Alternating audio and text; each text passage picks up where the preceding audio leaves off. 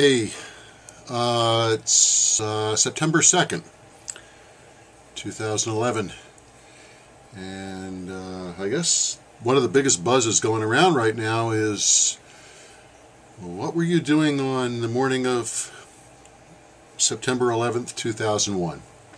And that's a very valid question, and obviously a day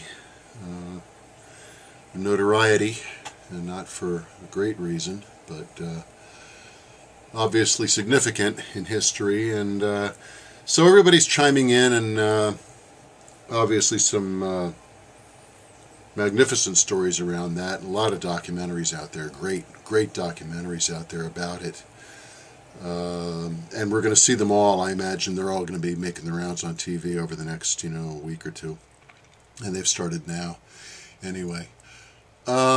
So I'll chime in with my own, and it's not sensational or anything like that, but I figure, okay, I'll take a crack at it here, and because it was kind of a weird day for me. My entire work group had been outsourced as of the end of August 2001, and so September 1st was kind of my first day of furlough. I had to go back to work. I was getting 10-month severance pay from DuPont, and I was working at the experimental station in Wilmington, Delaware, so now you know that much. And I was just kind of puttering around, doing some things around the house, finding some things to keep busy, and I had my resumes out, and I had my resumes out since April when we found out we were being outsourced. And nothing was really happening at that point, but I had 10 months to work on it, so I was setting up a new computer for my wife on the morning of September 11th, and I'd been doing this for a couple of days, and I decided that just wanted to get out of the house. It was a nice day. As everyone knows, September 11th on the East Coast was a very, very beautiful day. And I thought I'd drive up to the experimental station and check in with some of my old buds, because even though most of my work group had been outsourced, there were a couple left, and as well as the contract groups whom I worked with very closely. So they had remained. They were still there, and I thought I'd at least check in with them and see who else I could catch up with. Pretty much take the whole morning and just kind of catch up with people. So I drove over to the station, and I left the house about 8:30 that morning. And so at 8:45, at 8:46, which I think is the documented time, I was just checking in at security at the station. I was a visitor now, so I had to check in, but they knew me, so the process was pretty quick, and I was able to drive up to the building and check in with folks. And by the time I got to the dispatch office, which is where a lot of the contractors that I knew were still working, that was my first planned stop.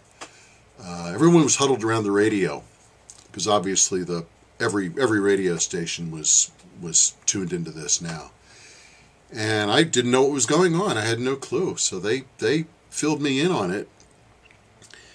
And at that point, it was being treated as an isolated incident. I don't think anybody was really linking it with a terrorist activity. It was probably not on the list of things that they would have thought about at that point.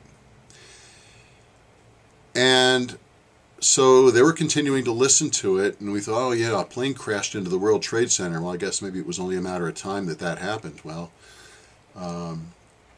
none of the details were released at that point, obviously. So I made my rounds, continued talking to people, and the folks in the office were continuing to gather information, but I wanted to catch up with other people. I wasn't thinking any further than just an isolated incident.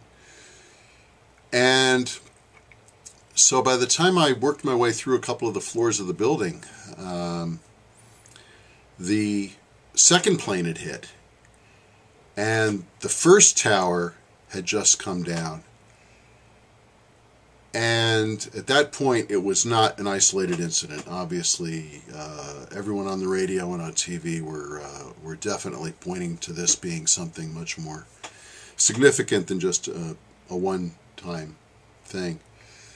And when the first tower came down, and the gentleman I was speaking to upstairs in the building, I did not work with him, but I knew him, and we worked with each other, but not actually in the same group. I told him, I said, John, I got to get home while I still have a home, because at that point nobody knew what was going on. Nobody had any idea. Obviously, it just happened. And by the time I got home, I mean, I turned on the radio when I was, driving home, but I just wanted to get home. I couldn't tell you what I heard on the radio at that point. It took about between 15 and 20 minutes to get home. And immediately turned on the TV, I think it was CNN. And obviously, they're covering completely, everything that they can do.